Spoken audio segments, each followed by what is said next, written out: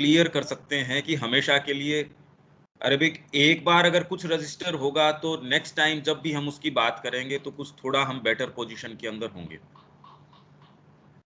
तो ये वाला जो पूरा प्रसंग है समत्व का और समता के अंदर, ये जो तीनों तितिक्षा, उदासीनता और नति, बिल्कुल यही बात इसके अंदर एसेज ऑन द गीता के अंदर भी श्री अरविंद कर रहे हैं और इसके ऊपर अपनी कमेंट्री भी है।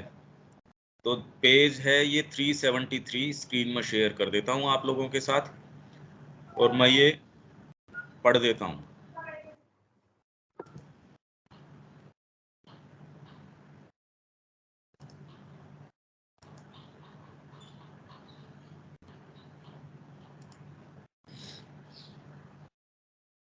मिल गई ना स्क्रीन?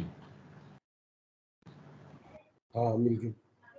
ठीक है, ये अध्याय चल रहा है 5वां, ज्ञान, समता और कर्म योग। इसके अंदर क्योंकि हम समता की बात कर रहे हैं, शांति चतुष्टय था क्या वो अपन जो बात कर रहे थे,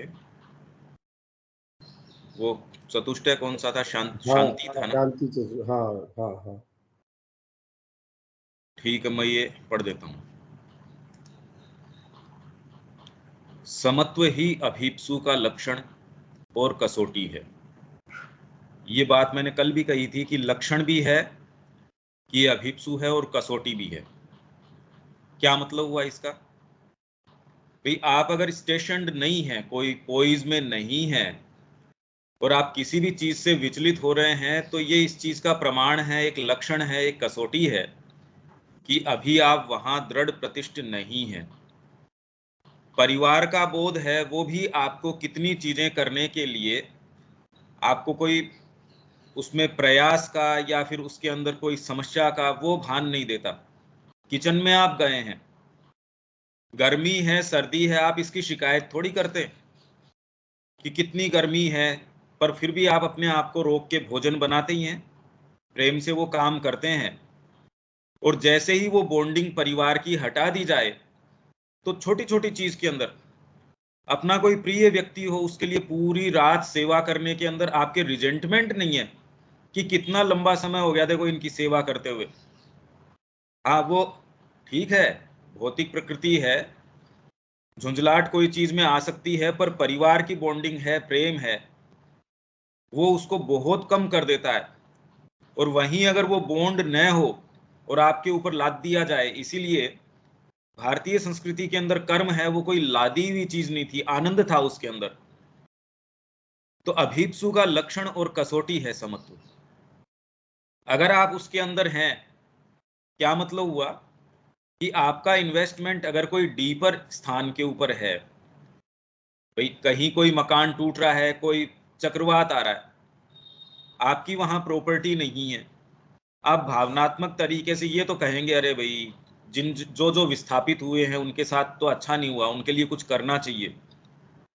पर उसके अंदर आपका स्वयं का मकान होता और उसके अंदर आपके कोई जो आपसे संबंध रखते हैं वो उसमें रह रहे होते, आपका परिवार होता, तो उसके प्रति आपका जो रिएक्शन होता उस घटना का, वो जैसा होता, वो अभी तो नहीं है। तो ये अभीप्सु का लक्षण और कसौटी है समत्व, कि आप कहीं ना कहीं ऐसे भाग में स्टेशनड हैं कि आपका इन्वेस्टमेंट उसके अंदर जो बाहरी चीज है उसमें न होके आप कहीं ना कहीं आपके पांव किसी दूसरी जगह जमे हुए हैं। तभी आप उस चीज को सहन कर सकते हैं, देख सकते हैं, उसको यथा योग्य तरीके से उसके अपने स्थान पर रख देते हैं। तो समत्व जो है अभीप्सु की कसौटी भी है और लक्षण भी है। जहां कहीं जीव में असमता है, वहां प्रकृति के गुणों की असमान क्रीड़ा गोचर होती है। वहां गोचर होते हैं कामना का वेग। मतलब क्यों है असमानता? क्योंकि कहीं ना कहीं कामना आपकी उसके अंदर आ रही है।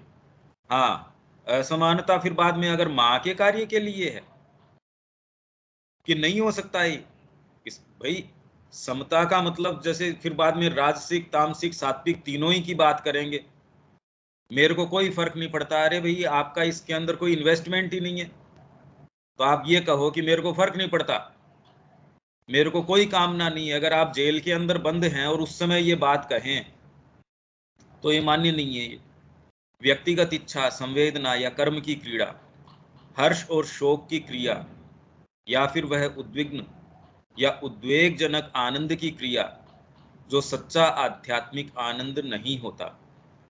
जो ये जनरली कई बार हम उछल कूद देखते हैं, तो माँ कह रही है ये तो वाइटल की चीजें हैं, विरह है, आप उसके लिए डांस कर रहे हैं, जैसे कई पद्धतियां हैं, वो खूब इसके अंदर कह रहे हैं भाई ये तो आनंद, इस तरीके से नृत्य करो, ये करो। ठीक है, किसी पद्धति विशेष के अंदर हो सकता है, किसी व्यक्ति विशेष के लिए, पर वो सच्चा आध्यात्मिक आनंद नहीं है। ये उछल कूद करना, तो वो उद्विग्न या उद्वेगजनक आनंद की क्रिया भी नहीं है, अपितु एक प्रकार की मानसिक तृप्ति होती है जो अपने क्रम में अनिवार्य रूप से मानसिक अतृप्ति रूपी प्रतिरूप या प्रतिक्रिया भी साथ लगाए रहती है। तो अगर आप में आनंद, जिसको सो कॉल्ड आनंद है, अगर उसका सच्चा भाव नहीं है, तो उसके साथ साथ उसकी एक प्रतिक्रिया भी उसके साथ ही लगी रहती है। जहाँ कई जीव के भाव की असमानता है, वहाँ वहाँ ज्ञान से विचलन होता है। इनफैक्ट ज्ञान नहीं है, यही चीज दर्शा रहा है। आप कामना के वशीभूत होके कर रहे हैं, तो अभी इसका मतलब सच्चा ज्ञान नहीं है। ऐसा नहीं कि सच्चा ज्ञान आने के बाद में आप कर्म नहीं करते।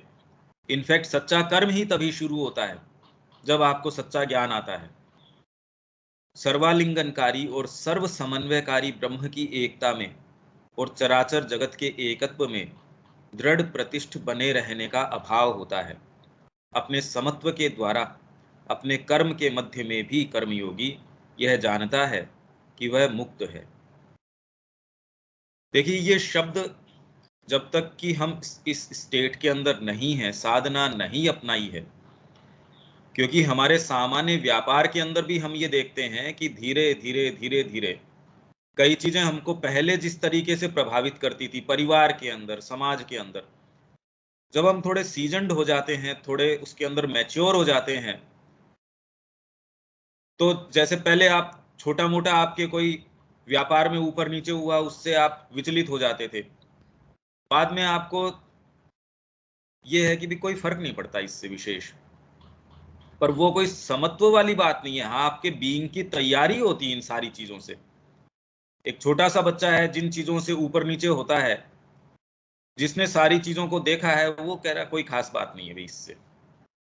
इसीलिए व्यक्ति जितने गंभीर तरीके के कार्य करता है, धीरे धीरे उसमें ये मैच्योरिटी आती रहती है कि छोटी छोटी चीज में जो सामान्य व्यक्ति बिखर जाएगा, वो नहीं बिखरेगा। पर अब जैसे एक उदाहरण है इसका, कैसे आपकी कामना के कारण ये कसौटी है और ये लक्षण है, पता चल जाएगा।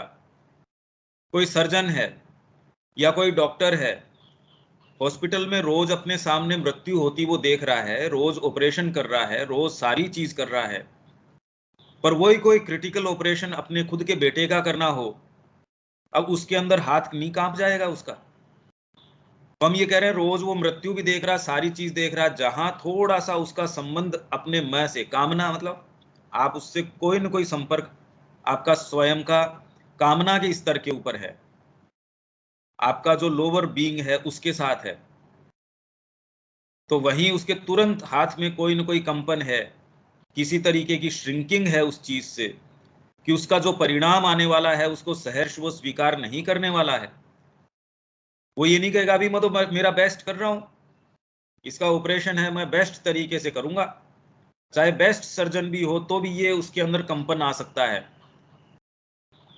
ये सारे काम होने के बावजूद जो क्रिया साधना अपनाने के बाद की है, उसमें भी ये सारी चीजें हो सकती है, पर फंडामेंटली एक पटल चेंज हो जाता है आपका।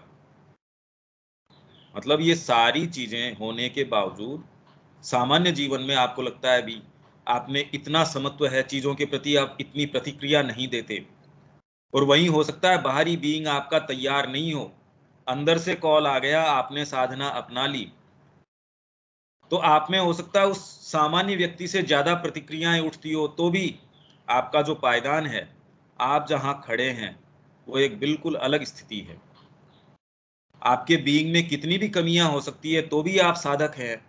दूसरे के पास कितने भी एंडोवमेंट्स हो सकते हैं, कितनी भी उसके पास साधन संसाधन हो सकते हैं व्यक्तित्व के रूप में, वो आपसे मच बेटर हो सकता है। उसमें कोई प्रतिक्रिया न हो, सबके साथ बांटने की उसके अंदर प्रवृत्ति हो, उसमें बहुत ज़्यादा अहम न हो। जबकि साधना जिसने अपनाई हो सकता है उसके अंदर तो बहुत ज़्यादा रूप से ये सारी चीज़ें हो, पर फिर भी एक फंडामेंटल अंतर है इन दोनों बातों में। तो साधना के वशीभूत होके आप जब कोई काम करते हैं उसके कारण, और एक सामान्य जीवन में करते हैं, इन दोनों में बहुत बड़ा अंतर है। पर समता आना आसान नहीं है। अब ये अपनी कमेंट्री आ गई इसके ऊपर। श्री अरविंद यहाँ भिन्न भिन्न प्रकार की समता की बात करेंगे, परंतु गीता जिस समता की बात करती है वह एक पूर्ण स्थिति है, जो कि व्यक्ति की आत्मा की स्थिति ही बदल देती है। तो जैसे ही आप ये अपनाते हैं कि माँ मैं आपका हूँ, अब आपके बीइंग में जो भी चीजें हैं धीरे धीरे उनको इस तरीके से अरेंज कर दिया जाएगा। पहले तो वो आपको मजबूर कर देंगी, जो भी आपके बीइंग के लिए जो आवश्यक है वो सारी व्यवस्था माँ आपकी, क्योंकि अभीप्सा है, अगर सीरियस है तो जब जैसे जो व्यवस्था करनी है वो अपने आप वो सारी चीजें ला देंगी। यह समता आंतरिक होती है, मतलब बाहरी तरीके से हो सकता है आप विचलित हो रहे हो। भाई साधना अपना ली इसका मतलब ये थोड़ी कि आपके बीइंग के अंदर सारी चीजें आके एस्टेब्लिश हो गई। आप फंडामेंटली आपका एक शिफ्ट चेंज हो गया, वो निश्चित है। नहीं तो फिर उसको हम बट बाय डेफिनेशन ही आप साधना में नहीं है, अगर वो शिफ्ट नहीं हुआ है तो बाय डेफिनेशन ही ये है कि आपका एक फंडामेंटल शिफ्ट इसके अंदर आ गया। तो ये जो समता है ये आंतरिक है। समता का अर्थ है यह नहीं है कि व्यक्ति पत्थर के समान हो जाए। मतलब कई लोग प्रणाम करते समय स्क्रैच करके देखते थे कि माँ को फर्क पड़ता है या नहीं पड़ता। अरे यार क्या बात कर रहे हो तुम।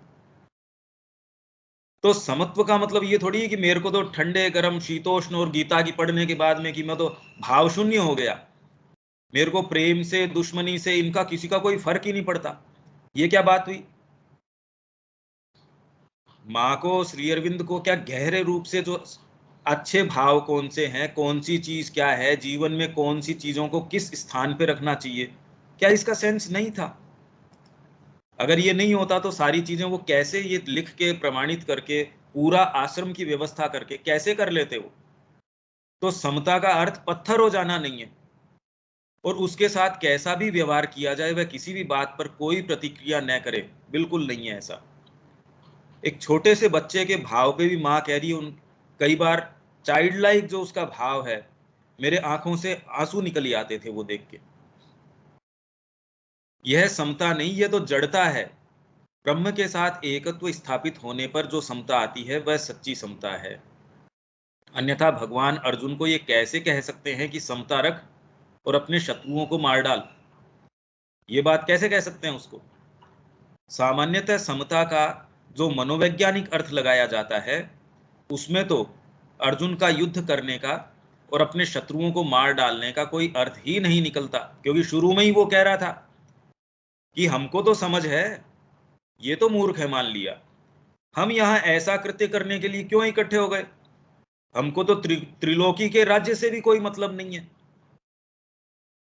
एकमात्र श्री अरविंद ये कह रहे हैं कि ये एक प्रैग्मेटिक और जो सेंसेशनल जो माइंड है, जो अपने सेंसेशंस के सामने जो चीज खड़ी होती है उससे चीजों के अर्थ को समझता है।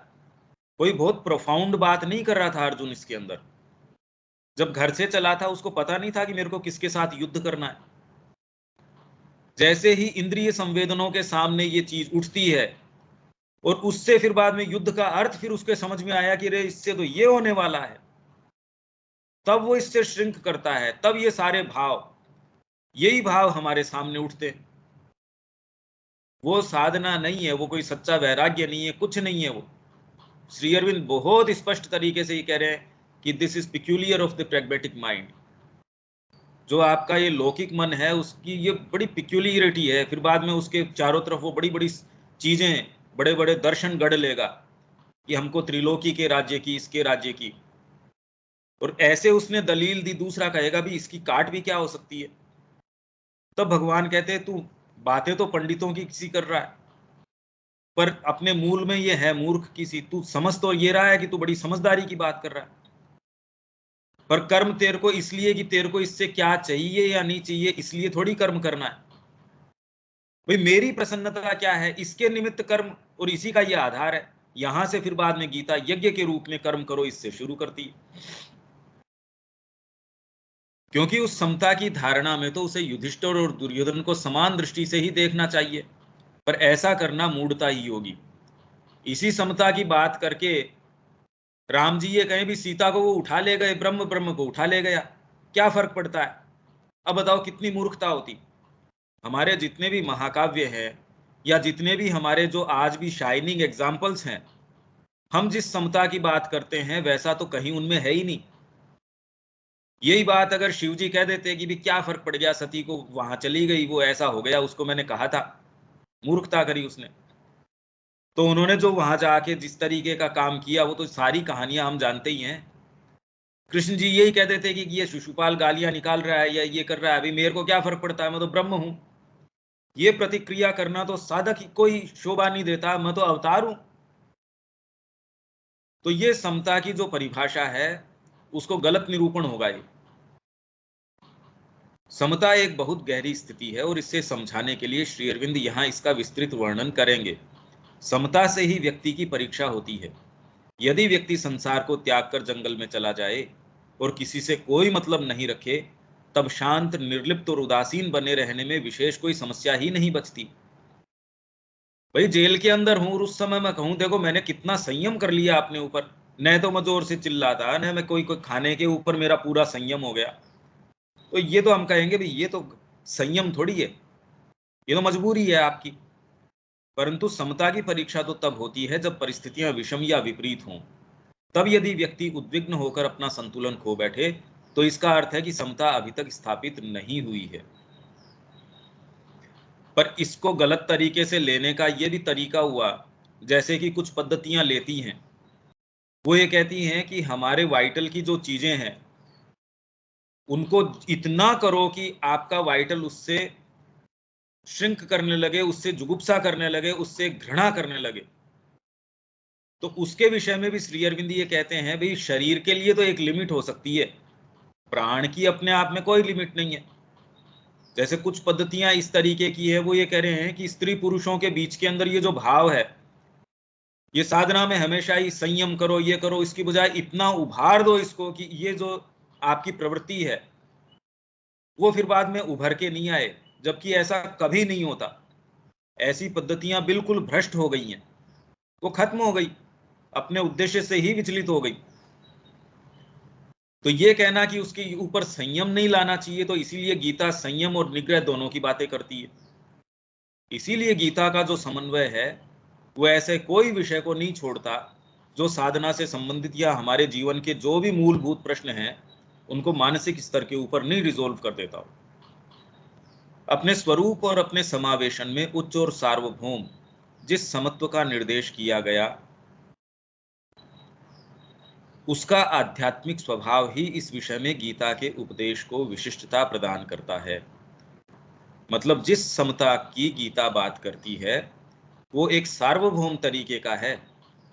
अन्यथा समत्व का मात्र इस रूप में उपदेश कि यह अपने आप में मन, भावनाओं और स्वभाव की एक अत्यंत वांछनीय अवस्था है जिसमें पहुंचकर हम मानव दुर्बलता के ऊपर उठ जाते हैं, किसी भी प्रकार अकेली गीता की ही कोई विशिष्टता नहीं है।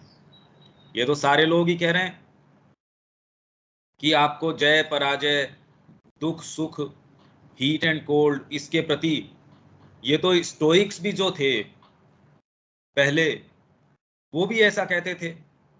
तो गीता की क्या विशिष्टता है? वो एक एक आपको जो आगे आने वाली है, जो तितिक्षा है, उदासीनता है, नति है, कि धीरे धीरे पहले तो आप बाहरी जो टचेज हैं, तो बाहरी टचेज के अंदर तो आप जीवन के अंदर भी, जैसे आप रसोई में काम कर रहे हैं तो परिवार के लिए अगर कर रहे हैं तो उसके अंदर आपको हीट एंड कोल्ड, और वही अगर आपके गुरुजी आ रहे हैं कितना उसमें आनंद आता है, उसमें वो गर्मी सर्दी वो भाव नहीं रहता। जब गुरु के लिए आप सेवा करते हैं उसके अंदर वो कोई तो आप क्या तो प्योरली भावनात्मक बाहरी रूप से, या मजबूरीवश, भाई क्या करें मजबूरीवश मेरी ड्यूटी लगा दी गई है।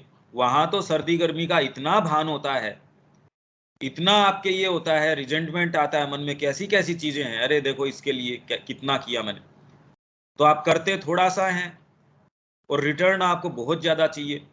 जहां प्रेम की बात है वहां कोई ऐसी चीज नहीं है। तो ये सामान्य जीवन में भी हम देखते कितना फर्क पड़ जाता है उस एक ही स्थिति के अंदर। वो ही बाहरी स्थिति को हम कैसे कैसे लेते हैं, उसका कितना भारी फर्क पड़ जाता है। तो गीता जिस समता की बात कर रही है, इसीलिए ये कोई सामान्य चीज नहीं है। हृदय का भाव ही अपने आप भगवान में आनंद लेने लगे, आप कितना भी कर लें आपको उसमें आनंद आता है, ये तो स्थिति बड़ी अलग है। आप परमात्मा के लिए कुछ भी करने के लिए, क्योंकि आपको आनंद आ रहा है, इसीलिए राधा की प्रार्थना है वो इतनी विशिष्ट है कि मैं अपने खून का एक एक कतरा भी दे दूं तो इसमें कोई बलिदान नहीं हो सकता, ये तो स्वयं पूर्ण आनंद है। तो ये है राधा की प्रार्थना। ये हमारे लिए, हमारी चेतना के लिए बिल्कुल विजातीय है, बहुत अलग है।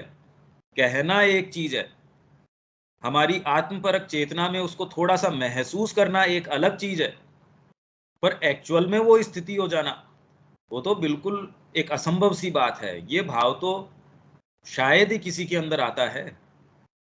समत्व को दार्शनिक आदर्श और साधु महात्माओं के स्वभाव के लक्षण के रूप में सदा ही सराहा गया है। साधु है इसका मतलब इसके अंदर एक सर्टेन समत्व है। निसंदेह गीता इस दार्शनिक आदर्श को लेती अवश्य है, परंतु उसे बहुत दूर ऐसे उच्च प्रदेशों में ले जाती है जहां हम अपने आप को अधिक विशाल और विशुद्ध वातावरण में श्वास लेता पाते हैं। देखिए ये जितना भी वर्णन हो रहा है, इसके अंदर धीरे धीरे आप आंतरिक तरीके से इसको टच करने का प्रयास करेंगे तो आपके अंदर भी करस्पॉन्डिंग स्टेट्स ऑफ समता है या जो भी है वो आपको उसके टच प्रदान कर देगा। हम जो भी अध्ययन कर रहे हैं, अगर हम उसको स्पर्श करने का प्रयास करें तो आपके ही बीइंग की सर्टेन लेटेंट लेयर्स हैं, फैकल्टीज हैं, वो जागृत हो सकती हैं। तो इसमें आप थोड़ा सा विजुलाइज करें या इसको अपनी जो सब्जेक्टिव कॉन्शियसनेस है, क्योंकि भाई साधना अपना ली हो उसने भी ये इसका साक्षात्कार कर लिया हो ऐसा भी नहीं है, जिसने अभी नया अपनाई हो उसमें लेटेंट नहीं हो ऐसा भी नहीं है। तो साइकोलॉजिकली हम इसको टच करने की कोशिश करें, इसके नेसेसरी हम की क्या कहना चाह रहे हैं। ये आत्मा की वैरागी अथवा दार्शनिक स्थिति तो भावावेगों के भंवर और कामनाओं की हलचलों से निकलकर स्वयं भगवान की, न कि देवताओं की, उनकी परम आत्म प्रभुत्वपूर्ण शांति और आनंद की अवस्था तक आरोहण में पहली या दूसरी सीढ़ी है। मतलब जो वैरागी भाव है, मैं तो विरक्त हूं, अरे पर विरक्त होके परमात्मा का कार्य करना है। मैं विरक्त हूं पर भगवान का चुना हुआ पार्षद तो अर्जुन है, अगर वो ये कह दे मैंने वैराग्य अपना लिया, पर वो तो ये कह रहे हैं कि ये इससे काम नहीं चलेगा, मेरे निमित्त होकर मत परायण, मेरे परायण होके अब युद्ध कर, और युद्ध करने के बाद में राज्य का भोग कर। अब इसमें तो कोई वैराग्य की बात ही नहीं चल रही। दूसरा एक दार्शनिक स्थिति आपके अंदर, बिल्कुल आप बुद्धि से, क्योंकि बुद्धि सात्विक है, उससे चीजों को देख के आप विचलित नहीं होते, तो ये शुरुआत हो सकती है, ये परिणति नहीं है। तापसी स्टोइक समता, आचरण को अपनी धुरी या केंद्र बिंदु बनाकर अपने आप को कठोर सहिष्णुता के द्वारा, जो पहले लोग करते थे, अभी भी अभ्यास किया जाता है इसका। भाई जितनी भी साधना पद्धतियां हैं कन्वेंशनल, उनके अंदर इन चीजों का अभ्यास किया जाता है, हठ योग के अंदर किया जाता है। फिर बाद में बहुत बहुत पद्धतियां हैं, वो आपको कि शरीर की जो शीतोष्ण है, ठंड के अंदर भी माइनस में टेम्परेचर्स हैं, उसमें चद्दर को गीला करेंगे, आपको लपेट के बिठा देंगे। या आपके जो जैन मुनियों के कई कई तरीके के हैं कि नहीं नहीं इतना ही भोजन हमको है, इस तरीके से करना है। ये सारी चीजें क्या हैं कि बाहरी आपके जो ऊपर नीचे होने की प्रवृत्ति है, सबसे पहले तो आपका मान अपमान उसको कैसे तोड़ देते हैं कि भिक्षा मांग के लेके आओ, आपका शरीर की ये खुशबू है, ये सुंदर है, अच्छा तेल है, बाल अच्छे बनाने हैं, ये सारों से आपको समत्व किस तरीके से सबसे पहले हटा ही देंगे ये सारी चीजें। कपड़ों के प्रति कोई आकर्षण है, वैसा कोई चक्कर ही नहीं छोड़ेंगे। तो ये इस तरीके की तापसी समता, आचरण को अपनी धुरी या केंद्र बनाकर अपने आप को कठोर सहिष्णुता के द्वारा, कोई आपको दुत्कार भी देता है भाई, ये सहिष्णुता, यही बात तो पूरी रात दिलीप कुमार रॉय ने कहा, मैं सो नहीं पाया, मैं कांप उठा जब मेरे को ये पता चला कि कृष्ण प्रेम ने संन्यास अपना लिया है। अब बताइए, रॉयल एयर फोर्स के अंदर कोई फाइटर प्लेन चला रहा है, कदकाठी अच्छी रही, फिजिक अच्छी रही, अगर आप सेना के अंदर जा रहे हैं ऐसा व्यक्ति और मिर्तोला के अंदर जाके भीख मांग रहा है घर घर, तो उन्होंने कहा मेरे को वो दृश्य सामने से, मेरे आंखों के सामने से निकल गया कि घर घर जाके वो मांग रहे हैं और उनको दुत्कार भी देते होंगे, कैसे कैसे वचन उनको कहते होंगे। तो ये भी सहिष्णुता रखनी पड़ती है। जीभ के ऊपर कंट्रोल आ जाता है, भाई आप क्या पकवान, आपको तो जो देंगे वो देंगे।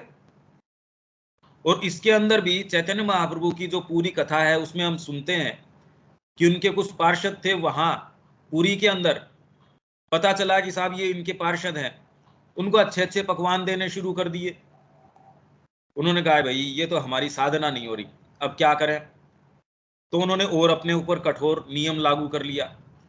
उसके अंदर भी धीरे धीरे लोगों ने अनाज फिर बाद में इस तरीके से देना शुरू कर दिया। लास्ट में उन्होंने क्या किया, अल्टीमेटली उन्होंने सारी चीजें लेनी बंद कर दी। जो गोबर है या कुछ और है उसको धो के उसमें अनाज के दाने जो निकलते थे उनको लेना शुरू कर दिया। अब ये एक दूसरा एक्सट्रीम हो गया। मां श्री अरविंद और गीता भी इसी समन्वय को बता रही है भी, ये कोई भी वास्तव में सच्चा आपको समाधान नहीं देते। हमारे अंदर दूसरी लेयर्स हैं। जो आप समता की बात करते हो वो इससे बहुत ज्यादा गहरी स्थिति है। पर हाँ, ये पहली सीढ़ियां हम इसको दरकिनार नहीं कर सकते। अभी हमको इसकी गहराई इसलिए नहीं समझ में आ रही क्योंकि हम तो पहली सीढ़ी पे ही नहीं आए। जैसे आपको ये कह दिया जाए कि ये पहला चरण है, पर ये पहला चरण ही पार करना इतना मुश्किल है। तो ये अलग अलग चीजें हैं। आचरण को अपनी धुरी या केंद्र बिंदु बनाकर अपने आप को कठोर सहिष्णुता के, ये तो हो ही गया। इससे अधिक सुखकर और शांत प्रकार की दार्शनिक समता, पहले वाली तो स्टोइक, दूसरे वाली सुखकर कौन सी है, और ज्यादा साइकोलॉजिकल है, वो दार्शनिक है। आप विचार कर लेते हैं, अरे भाई कोई फर्क नहीं पड़ता, ब्रह्म के रूप में मेरी माता पिता दोनों इसी तरीके से थे, अब उनके प्राण चले गए चले गए। तो आप बुद्धि से अपने आप को उसमें इतने आपके फिर बाद में जो रिएक्शन से एक सामान्य व्यक्ति के आते हैं उतने आपके नहीं आते। जैसे माँ ने कहा कि विदेश से एक व्यक्ति आया, जहाज से जब वो लैंड के ऊपर आ रहा था तो उसके एक सोने की चेन से बंधी हुई घड़ी थी। वो हमेशा ही ऐसी पहले घड़ियां होती थी, हाथ घड़ी तो होती नहीं थी। वो जब वो जंप कर रहा था जहाज से तो उसकी उसमें नीचे गिर गई। तो एक भाव उसके क्या आया उसके अंदर, कह रहा देखो भारत का क्या प्रभाव है, एकमात्र मेरा ये अटैचमेंट था, भारत ने उससे मेरे को मुक्त कर दिया। इस चीज से वो आनंदित हो गया। वो ही घटना, वो ही चीज, उसमें बौद्धिक एक भाव अलग तरीके का आया, वो कितना डीपर है उतना ही आपको उसमें आनंद आना शुरू हो जाता है। तो एक दूसरा भाव है, पहले तो एक स्टोइक, बिल्कुल आप उसके ऊपर कुचल देते हैं। जैसे कि आप हठ योग के द्वारा करते हैं, ठंडा है गर्म है कोई फर्क नहीं पड़ रहा, बैठा हूं मैं, तो अपने आप में यह भी बड़ी मुश्किल चीज है। फिर ये दूसरा भाव, ये ज्यादा गंभीर है, साइकोलॉजिकल है, ये अधिक सुखकर है और शांत प्रकार की दार्शनिक समता ज्ञान के द्वारा, अनासक्ति के द्वारा और हमारे प्राकृत स्वभाव सुलभ विक्षोभों से ऊपर उठी हुई स्वभाव सुलभ विक्षोभ हैं। आश्रम में गए, माँ से पूछ रहे हैं, कई चीज कर रहे हैं, तो सारी चीजें वो जो माँ कह रही हैं, नहीं ऐसा नहीं है। हालांकि ये स्थिति तो मैं दूसरी बता रहा हूं, इसके अंदर तो उसने साधना अपना ली, पर उसके बावजूद भी अभी जो मैंने उदाहरण दिया, उस व्यक्ति ने तो कोई साधना नहीं अपनाई थी, पर उसने भाव अपना लिया कि अरे वाह, इंडिया का प्रभाव देखो किस तरीके का है, ये आपके अटैचमेंट से मुक्त कर देता है। ये थोड़ी है कि उसने साधना अपना ली थी, और ये भाव ने उसको बड़ा आनंद के अंदर भर दिया। तो ये उच्च बौद्धिक उदासीनता है, उसके द्वारा आत्म प्रभुत्व प्राप्त करने को अधिक वरीयता प्रदान करती है। इसी को गीता ने कहा है उदासीनवत आसीनः। उदासीन के तरीके से जो आसीन होता है वो। इसके अतिरिक्त एक धार्मिक या ईसाई प्रकार की समता भी है।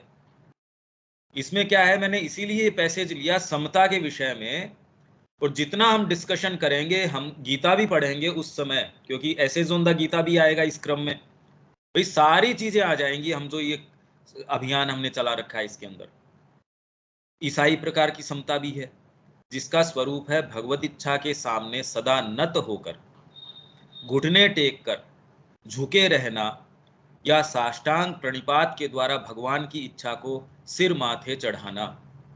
भाई वो जो कह रहे हैं बड़ा मुश्किल होता है, डिपेंड करता है। आपसे ये कह दिया जाए कि आप अपना ये पोजेशन है ये हमको दे दीजिए, आपके लिए किसी के लिए कोई चीज पार्ट विथ करना आसान होता है, किसी के लिए अपने पोजेशंस अगर मॉनेटरी पोजेशंस है वो देना उनके कोई दिक्कत नहीं है, पर भावनात्मक तरीके से इतना आसक्त हैं वो चीजों से कि अपने बेटे को भी कहीं पढ़ने जाना हो वो उनके बस की बात नहीं है। कुछ में बुद्धि में थोड़ी सी समझ है तो वो शुरू से ये जानते हैं कि भाई इतनी आसक्ति काम की नहीं है। इसको अगर अच्छा राजा बनना है तो पहले वो उसको मुश्किल से मुश्किल परिस्थितियों के अंदर डालते थे, ये ज्यादा समझदारी है। तो सामान्य जीवन में भी हम देख रहे हैं कि समता सर्टेन चीजों में किस तरीके से रिफ्लेक्ट करती है, अलग अलग अलग अलग व्यक्ति के फ्रेमवर्क के हिसाब से, कुछ प्योर बाहरी, कुछ थोड़ा साइकोलॉजिकल, कुछ बौद्धिक, कुछ आंतरिक। हाँ, साधना वाली बात बिल्कुल अलग है, वो आपको बिल्कुल अलग तरीके से तैयार कर देती है। पर आपकी अगर तैयारी सामान्य जीवन में ऐसी हुई है तो निश्चित रूप से आपको वो इसमें लाभ पहुंचा सकती है। मैं ये नहीं कह रहा सकेगी ही, क्योंकि वो तो बिल्कुल अलग तरीके का विधान है जिसके लिए कोई भी ये पूर्व की तैयारियां सब सहायक हो भी सकती हैं, और वो किस तरीके से अनफोल्ड करे कह नहीं सकते। दिव्य शांति की ओर जाने की ये 3 साधन या सोपान है। वीरोचित सहनशीलता। सहनशीलता, युद्ध के अंदर आप गए हैं तो घाव का दर्द नहीं हो रहा क्या आपको? हो रहा है, 80-80 घाव उनके हो रहे, और दूसरे दिन फिर कह रहे हैं नहीं मैं तो जाऊंगा युद्ध के अंदर। तो घाव के अंदर वो क्या घाव के सुख के लिए थोड़ी जा रहा है, बेवकूफ थोड़ी है कोई। भाई वो क्षात्र तेज उसके अंदर है तो इसका मतलब ये है कि वो खड़ा होए किसी दिन उठ के और अपने घाव लगा ले, क्यों जी क्षात्र तेज के अंदर तो इससे फर्क नहीं पड़ना चाहिए। ये तो मूर्खता है। कौन सी चीज है जो उसके अंदर आनंद प्रदान करती है? अपने देश के लिए, अपनी जाति के लिए, जो धर्म उसका है उसके लिए, उसके लिए उसको एक मौका मिल रहा है कि वो कष्ट उठा पाए, ये विचार उसको आनंद प्रदान करता है, ये चीज उसको सहनशीलता प्रदान करती है। तो वीरोचित सहनशीलता, विवेकपूर्ण या साधु समान उदासीनता, 2 नंबर। पहली बॉडीली, जिसके अंदर साइकोलॉजिकल भाव कहीं ना कहीं आवश्यक है। दूसरी विवेकपूर्ण, दूसरी ज्यादा सब्जेक्टिव और साइकोलॉजिकल हो गई। और धर्मनिष्ठ समर्पण, ये इसमें हृदय का भी मूवमेंट आवश्यक है। हालांकि अपने आप में थोड़ा बहुत अंश तो सारों में ही है, पर 3 स्टेप्स हो गई। अर्थात अब ये अपनी वाली बात आ गई जिससे अपन रिकॉर्ड ऑफ योग में हमने किया था। तितिक्षा, उदासीनता, नमस अथवा नति। गीता इन सभी को अपनी व्यापक समन्वयात्मक रीति से समाविष्ट कर लेती है, तीनों को, सारों को। इनफैक्ट ये 3 भी अपने आप में, भाई नाम हमको संज्ञा देनी आवश्यक है, पर बाहरी भी अपने आप में पूर्ण नहीं हो सकती जबकि उसको आधार अच्छा न हो। 2 नंबर की पूर्ण नहीं हो सकती विवेकपूर्ण या साधु समान उदासीनता, जबकि आपको साइकोलॉजिकल आपका सपोर्ट न हो। नहीं तो एक सीमा के बाद बिखर जाएंगे आप उसको कैरी ऑन नहीं कर सकते। आपके देश के लिए भी है, पर अगर आपका इन्वेस्टमेंट परिवार के अंदर है, आप ज्यादा समय देशभक्ति नहीं कर पाएंगे। तो कब तक आप कर सकते हैं? जब आप पूर्ण रूप से एक सर्टेन स्तर तक आप उसके अंदर अपने आप को दे सकने का आप में भाव है, तब आप ये कहेंगे मेरे पुत्र की भी बलि चढ़ जाए, मेरे परिवार की बलि चढ़ जाए, बाहरी चीजों को किसी की भी बलि चढ़ जाए। आपको जेल के अंदर यातनाएं दी जा रही हैं, आप क्योंकि आपको फांसी चढ़ाया जा रहा है, इस कारण कुछ ऐसे उदाहरण हैं जिनका वजन बढ़ गया है ये सोच के, अरे वाह मेरे देश के लिए मैं ये ऐसा कर पा रहा हूं। और ये जिसके ये भाव नहीं है उसके क्या होता है वो देख लो, सूख जाएगा वो तो इस बात से, साइकोलॉजिकली बिल्कुल खत्म हो जाएगा। गीता इन सभी को अपनी व्यापक समन्वयात्मक रीति से समाविष्ट कर लेती है और अपनी ऊर्ध्व आत्मगति में उन्हें घुला मिला देती है। इसीलिए बहुत ही गंभीर ग्रंथ है ये सामान्य नहीं है। हम गीता से जो जो प्रचलित शिक्षाएं कि ये तो कर्मयोग की शिक्षा दे रही है, और कर्मयोग भी क्या, उसको हम अपने टर्म्स के ऊपर ट्रांसलेट करने का प्रयास करते हैं, ऐसा कुछ नहीं है। परंतु वह इनमें से प्रत्येक को एक गहनतर मूल, वही बात आ गई, गहनतर मूल।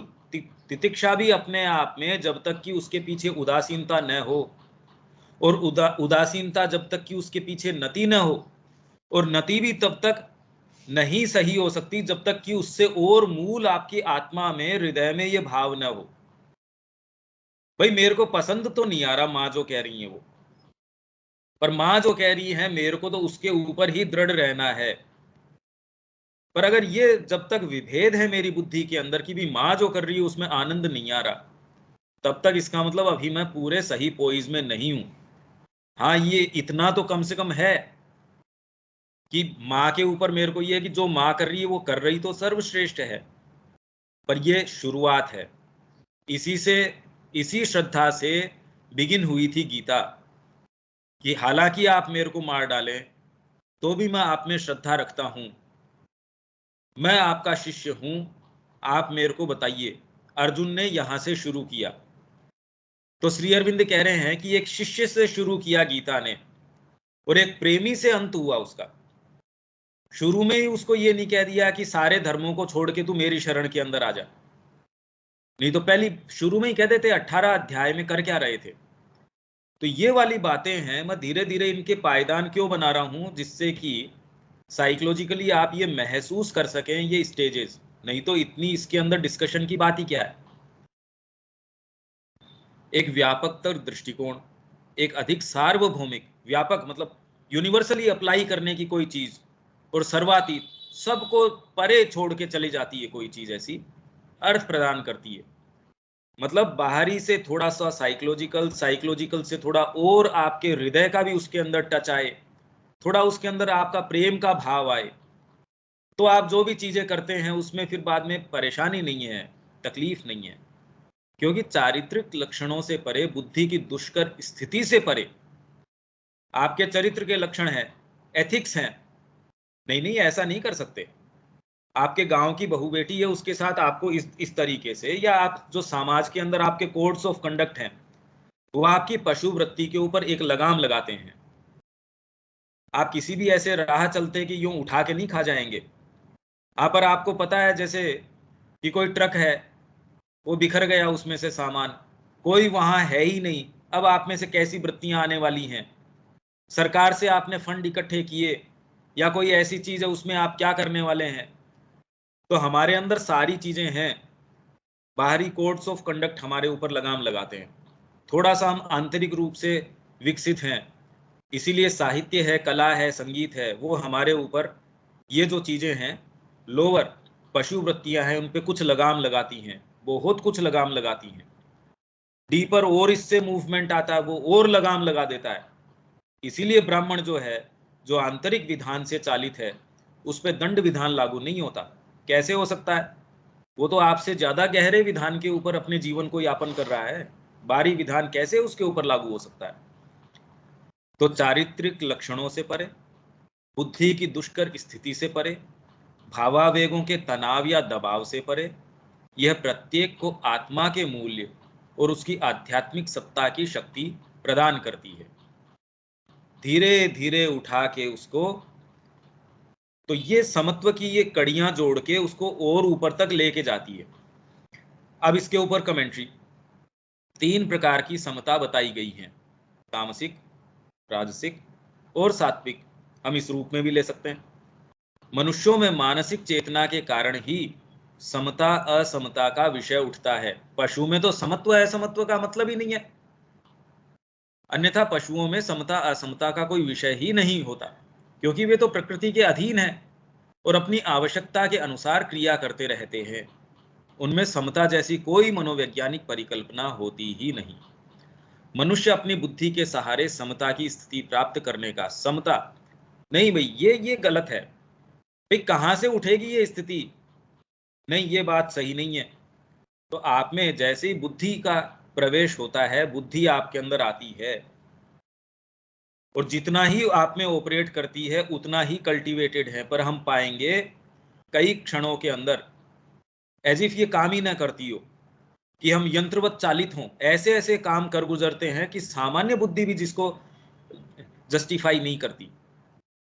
मनुष्य अपनी बुद्धि के सहारे समता की स्थिति प्राप्त करने का प्रयास कर सकते हैं, जिसके 3 सोपान हैं। पहले में तो शरीर संबंधी व्याधियां, स्वास्थ्य अस्वास्थ्य, जैसे क्वीन विक्टोरिया थी, उसको कहा कि भी मूव नहीं करोगे, आपके हेल्थ के लिए जो है फेटल है ये, अगर आप ज्यादा इधर उधर करते हैं, लोगों से मिलते हैं, तो आपके जीवन के लिए खतरा है। तो कोई व्यक्ति आया मिलने के लिए, डॉक्टर ने कहा था कि भाई आपको नहीं ऐसे करना है, तो उनको बताया गया भी वो आए हैं पर आपको ये निषेध है। वो कहती है we will die some other day, पर ये काम अभी करेंगे।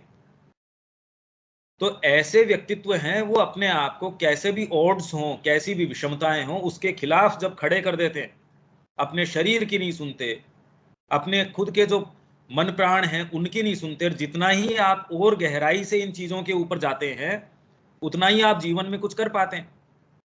स्वास्थ्य अस्वास्थ्य, सर्दी गर्मी, पीड़ा आराम आदि मनुष्य को अस्थिर कर देती हैं।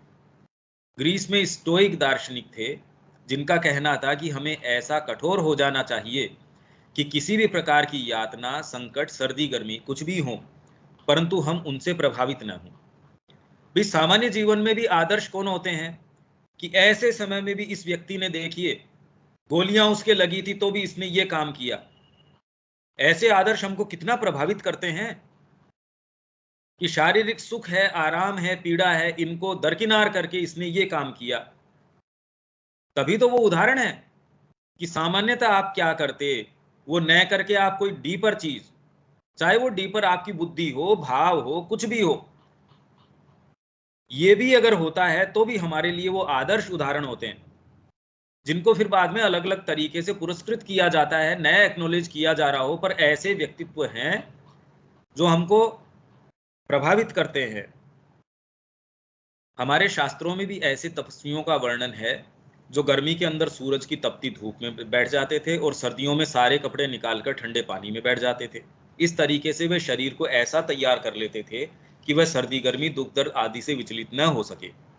इस पद्धति से शरीर में दृढ़ता लाकर उस पर विजय प्राप्त कर समता लाने का प्रयास किया जाता है, और बहुत सी असमानताएं जिनसे शरीर विचलित होता है उनको नियंत्रित किया जाता है।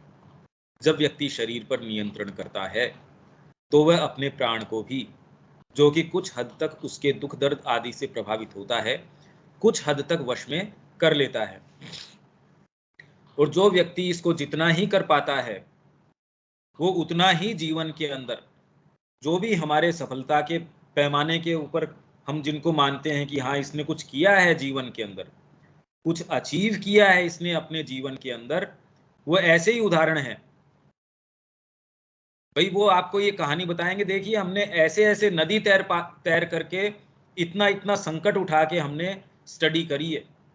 तो आप ये देख सकते हैं उनके पास बैठने से भी उनके जीवन में एक दृढ़ता है, वो छोटी छोटी चीजों के ऊपर बिखर नहीं जाते। इसका साधना से या इनसे कोई लेना देना नहीं है, पर सामान्य मनुष्य के अंदर भी ये सारी क्षमताएं हैं। इस प्रकार समता की ओर चलने का यह एक तरीका है। इसमें व्यक्ति के अंदर दुख दर्द, आराम, तकलीफ आदि को सहन करने की क्षमता आ जाती है और वह विचलित नहीं होता। इस स्थिति को तितिक्षा कहते हैं, मतलब ये शुरुआत है। और अभी हम बच्चों के साथ बिल्कुल इससे उल्टा करते हैं। शिक्षा पद्धति के अंदर स्कूलें ऐसी बनाओ, इनफैक्ट उसको तो एडवर्टीजमेंट उसका हो रहा है कि देखो हमने एसी क्लासरूम्स कर दिए, तो आपने उसको खत्म कर दिया। राजाओं के पास सारी सुख सुविधा थी तो वो गुरु जी को अपने घर पे ही बुला लेते। राम जी हैं, कृष्ण जी हैं, सारे अब कहाँ गए हैं शिक्षा लेने के लिए? क्यों? अगर अपन आप सामान्य आपका जो बाहरी फ्रेमवर्क है उसी पे लगाम नहीं लगा सकते, वही अगर सुदृढ़ न होगा, थोड़ा सा ठंडा गर्म है, थोड़ा सा कोई आराम तकलीफ है, उसी में आप बिखर जाएंगे, तो जीवन में क्या मजबूत कर सकेंगे ये सोचिए। आप उसको अपने चिपटा के रखते हैं अपने बच्चे को, अरे नहीं नहीं दूर नहीं जाए। आप उसी की संभावनाएं आपकी आसक्ति के कारण खत्म कर रहे हैं, जिसमें भौतिक प्राण और शरीर में समता आ जाती है। तो सामान्य मनुष्य को भी ये सेंस होना चाहिए। दूसरी स्थिति है भावात्मक समता की। उदाहरण के लिए, यूं तो दुनिया में कितने ही व्यक्तियों की मृत्यु होती रहती है और उससे हमें कोई फर्क नहीं पड़ता।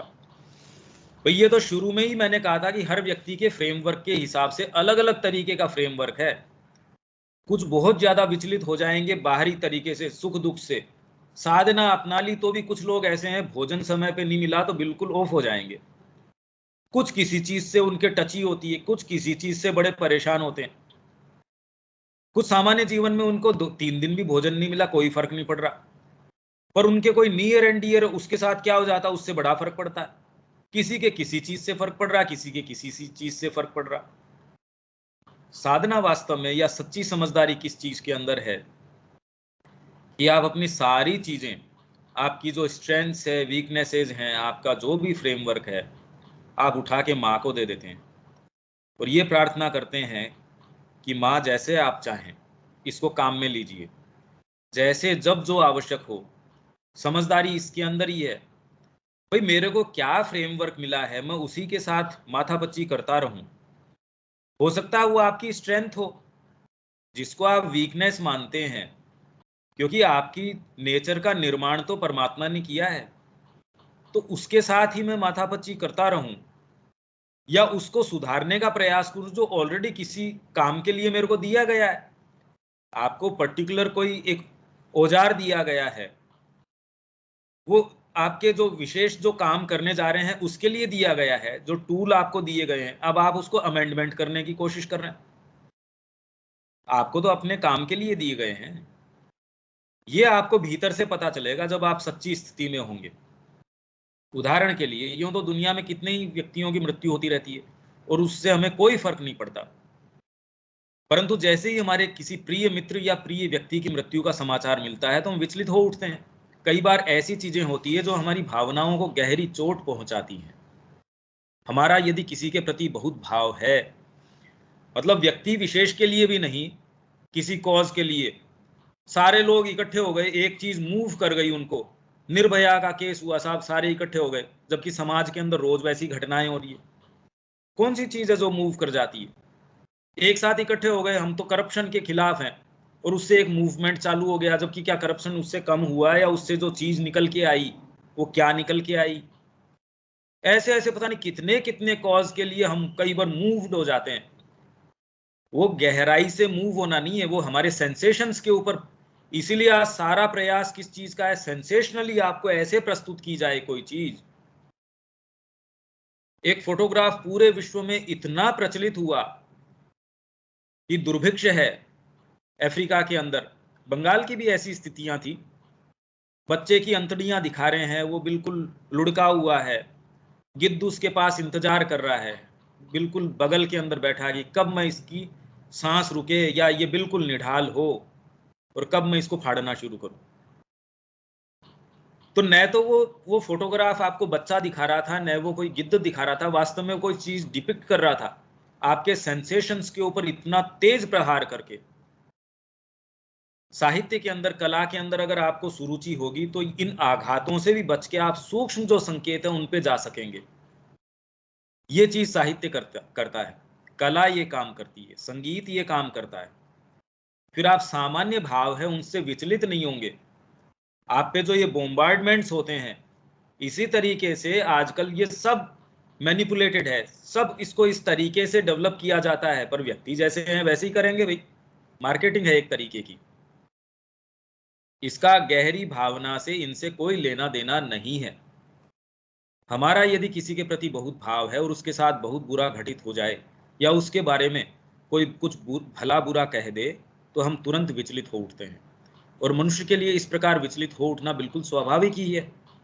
ये सब भावनात्मक क्रियाएं हृदय के द्वारा होती हैं। इनफैक्ट उससे ज्यादा ये किससे होती हैं, ये नर्वस रिएक्शंस हैं आपके। किसी के चाकू से कोई धीरे धीरे काट रहा है, आपको खुद अपने सेंसेशंस में महसूस होता है अरे ये मत करो, क्योंकि आपने स्वयं महसूस किया है। आप खुद दर्द को समझ सकते हैं जब आपके सामने ऐसी कोई घटना हो, तो इसलिए आप महसूस कर रहे हैं क्योंकि आपके अपने साथ हुई है। पर क्योंकि आपके डीपर पार्ट्स, जो सच्चा हृदय है या आपका जो चैत्य है, उसके साथ हमारा कोई संपर्क नहीं है, तो वो जो रो रही है उसके साथ जो कुछ घटित हो रहा है हमारा उससे कोई संपर्क नहीं है। तो इसीलिए अगर कोई व्यक्ति ये चीज जानता हो, वो तुरंत ये कहेगा अरे बच्चे के साथ तो ये दुर्व्यवहार कर दिया माता पिता ने। इसी दृष्टिकोण से माँ ये कह रही है कि कोई अगर शिक्षा पद्धति बच्चे की फिजिकली आंख फोड़ देता, हाथ काट देता, तोड़ देता, तो भी उतना नुकसान नहीं कर सकता था जितना कि माँ बाप कर रहे हैं और आज की शिक्षा पद्धति कर रही है। वो तो उसकी आंतरिक जो चैत्य संभावनाएं हैं बिल्कुल ही नष्ट कर दे रही है। तो हमारा इस बात से कोई संपर्क नहीं। हमको तो ये लगता है माँ कैसी बातें कर रही हैं, हम कह नहीं सकते भाई माँ कह रही है सही है। बिल्कुल स्पष्ट वो ये कह रही हैं कि आप उसका इतना नुकसान कर ही नहीं सकते थे जितना कि ऐसे माँ बाप कह रहे हैं मेरे को तो ऐसे कोई नजर नहीं आए जो इवन माँ श्री अरविंद के समय में उनसे जुड़े हुए हैं, तो कोई सच्चा कोई अच्छा कल्याण कर सक रहे हो। तो आज तो कोई बात ही दूसरी है। ऐसे में यदि हमारे अंदर ये भाव हो कि श्री माँ विद्यमान हैं और वे हमसे जितना प्रेम करती हैं उतना दूसरा कोई कर ही नहीं सकता। यदि अन्य कोई दूसरा व्यक्ति हमसे प्रेम करता है तो उसके माध्यम से भी वे ही हमसे प्रेम करती हैं। अगर ये भाव आ जाए, जैसे कि मैंने उदाहरण दिया कि चेन से जो उसकी घड़ी, जो वॉच थी, जो वेस्ट पे जो बांधते थे, वो गिर गई, तो ये भाव उसका आया अरे वाह, तो इसने तो उस घटना को ही परिवर्तित कर दिया। यदि हमारा किसी के प्रति मोह भी है तो उसके पीछे भी श्री माँ ही उसके माध्यम से हमसे प्रेम कराती हैं। तो वैष्णव लोग इसी से शुरू करते हैं कि आपकी किसी से आसक्ति है, मोहन नाम निकाल दो उसका। आपकी ये है तो भी आप हर चीज में रेफरेंस परमात्मा से किस तरीके से कर सकते हैं, और इसको प्रमाणित कर दिया उदाहरणों के द्वारा। सुआ पढ़ावत गणी का तारी, कि आप किसी भी माध्यम से, आप अगर द्वेष भाव से भी जाते हैं, किसी भी माध्यम से आप किसी भी तरीके से ऐसे तत्व के संपर्क में आइए जो आपको रिमाइंड करता है, आपकी चेतना को रिमाइंड करता है कि आपके एक छोटे से अहम से, आपकी इस चीज से भी अलग कोई चीज है। कोई जरूरी नहीं है कि गणिका को बुद्धि के स्तर के ऊपर इस चीज का सेंस हो, पर बुद्धि एकमात्र थोड़ी है भाई, आपकी चेतना जानती है। आप वॉकिंग के लिए वॉकिंग कर रहे हैं या सब्जी लाने के लिए वॉकिंग कर रहे हैं, आपका शरीर जानता है, आप उसको झुठला नहीं सकते। और वे इतनी सर्वसमर्थ और दयालु हैं कि वे जो कुछ भी करती हैं वह सब हमारे भले के लिए ही करती हैं। अतः यदि श्री माँ के प्रति ऐसी गहरी भावना हो तो उस भाव के प्रभाव से और उनसे प्रेम के कारण हमारे अंदर समता अपने आप ही आ जाएगी, मतलब आना शुरू हो जाएगी धीरे धीरे। तो एक चीज इससे हमको समझने में क्या मिल रही है कि अगर हम अपने बाहरी भागों में निवास करने की बजाय थोड़ा सा डीपर बुद्धि के स्तर पे आते हैं तो भी कई चीजों को हम देख पाएंगे। बुद्धि से स्तर के भी बहुत अलग अलग स्तर है। बुद्धि कह देने मात्र से थोड़ी हो जाता है, उसमें फिर बाद में धीरे धीरे हृदय का प्रवेश, अच्छे भावों का प्रवेश, माँ श्री अरविंद की विचारधारा का प्रवेश, और फिर बाद में सच्चे समर्पण का, माँ के निहित होके जीवन का जीने का, अगर ये भाव का प्रवेश होना शुरू हो जाए तो ये चीजें प्रतिष्ठित होना शुरू हो जाती हैं, आप उतना विचलित नहीं होते। ये तो हम जीवन में देख रहे हैं, व्यापार के अंदर भी हम देख रहे हैं कि पहले हम छोटे से लाभ हानि से भी विचलित या प्रसन्न हो जाते थे। अब धीरे धीरे जब हम उसके अंदर बिल्कुल प्रतिष्ठित हो जाते हैं, हमको उतना फर्क नहीं पड़ता फिर बाद में। और एक बार ये भाव आ जाने पर व्यक्ति किसी भी चीज से विचलित नहीं होता। हालांकि इसका मतलब ये मैं दोबारा ये कह रहा हूं कि वो कर्म के अंदर की किसमें गंभीर तरीके से या किसमें गंभीर तरीके से नहीं, इस विषय में विवेक खो बैठता है, ऐसा बिल्कुल नहीं है कि माँ का कॉज है और उसके अंदर मेरे को बहुत गंभीरता से इस चीज को मेरे को गंभीरता से करना चाहिए भाई, क्योंकि अभी वर्तमान के अंदर हमारी चालक शक्ति है कामना। पर जब कामना के अलावा डिवाइन विल आ जाती है, माँ की उत्प्रेरण शक्ति जब आ जाती है, तो क्या गंभीर कर्म नहीं होता? ज्यादा गंभीर कर सकते हो। अभी तो शक्ति संपन्न है ही नहीं हम, अभी तो लोअर डायनेमिज्म ऑफ एनर्जी के ऊपर काम कर रहे हैं। तो आप ये सोचते हो साधना अपनाने से वो पत्थर बन गया, पत्थर नहीं बन गया, बेटर तरीके से जीवन जी सकेगा। इसीलिए श्री अरविंद आश्रम में श्री माताजी सभी के साथ उसकी आवश्यकता अनुसार व्यवहार करती थी, उन्हें भिन्न भिन्न जिम्मेदारियां दिया करती थी, भिन्न भिन्न साधन संसाधन प्रदान करती थी। परंतु प्रत्येक साधक गहरे रूप से संतुष्ट था और यह भाव रखता था कि श्री माताजी उससे विशेष रूप से प्रेम करती हैं और उसकी आत्मा के लिए जो सर्वोत्तम है वही व्यवहार करती हैं। मतलब हर जने को गहरे रूप से ये भाव था। मतलब ये सारी चीजें हमको ये बता रही है समता का अर्थ क्या है। और अभी ये थोड़ा सा डिस्कशन है, पता नहीं कल पूरा हो जाएगा या नहीं हो जाएगा, क्योंकि हमको इससे फर्क नहीं पड़ता। हमारा मेन अभी उद्देश्य ये है कि हम हमेशा के लिए कम से कम एक स्तर के ऊपर बुद्धि में बिल्कुल क्लियर हो जाएं और कहीं ना कहीं हमको गहरा इसका अनुभव भी कुछ ना कुछ हमको इससे मिले कि समता क्या है। तो कभी भी चर्चा हो तो एटलीस्ट कम से कम हमारे बैक ऑफ द माइंड या हमारे कुछ तो आधार इसका हमको मिल जाए। मेरे ख्याल से इतना तो क्लियर होगा, और ये इतनी स्पष्टता से इस तरीके से ये कभी पहले चर्चा हुई नहीं। इसको हम और आगे इसको लेके चलेंगे, और इसके संबंध में जो रिकॉर्ड ऑफ योग है इसके भी मैं कोशिश करूंगा, क्योंकि अदरवाइज यूं ही पढ़ लेंगे तो हमारे लिए बिल्कुल अनइंटेलिजिबल होगा, हमको कुछ भी समझ में नहीं आएगा। जो अब कृतियां आने वाली हैं श्री अरविंद की आगे से आगे, वो बहुत ज्यादा गंभीर और दार्शनिक कृतियां हैं। जब तक उसके हम इस तरीके की इमेजेस या हम इस तरीके से लिंकेजेस नहीं बनाएंगे, हमको उससे कुछ भी समझ नहीं आएगा। तो हमारा प्रयास ये रहेगा कि हमको उसके कितने लिंकेजेस बना सकें और कितना हम अपने आप से उसको जोड़ सकें। तो यहां तक तो ठीक है, क्यों दीपक? ये तो बहुत स्पष्ट है। हाँ और बहुत ही सुंदर है। मतलब इसका हम अनुभव कर पाते हैं कि सामान्य जीवन में तो क्यों हमारा जो सामान्य जीवन वो कैसे तैयारी करता है हमारी साइकोलॉजिकली, और यही हमारी आत्मा जो है किस तरीके से तैयार होती है सामान्य जीवन में भी इन चीजों के माध्यम से। और जितना ही आप गंभीरता से कर्म करते हैं या कुछ भी करते हैं, तो बहुत सारे ऐसे क्षण हैं। एक सामान्य कोई व्यक्ति है, सेना के अंदर काम कर रहा है, पर ऐसा क्षण आ गया, उसको नजर आ गया अभी अब तेरे गोली लगेगी। उस क्षण वो ऐसी कोई चीज कर गुजरता है जिसमें आत्मा का पुट आ जाता है, उसमें आत्मा का प्रभाव आ जाता है। तो वही सामान्य व्यक्ति अदरवाइज अपने छोटी सी चीज से नहीं ऊपर उठ पाता था, वो उस समय फिर बाद में पूरा भय वगैरह सारा छोड़ के और ऐसे क्षण को जी जाता है जो अमर क्षण बन जाता है। हमारी आत्मा ऐसे ही अनुभवों के लिए पता नहीं क्या क्या अनुभव वो ले रही होगी। तो हम सारी डिफिडेंस, सारी कमजोरी, सब चीज को छोड़ के उन्मुक्त तरीके से ये चीज के अंदर लगें। ठीक है, इसको हम आगे पकड़ते हैं कल। ठीक है दीपक? ठीक है। जय श्री मां। जय श्री।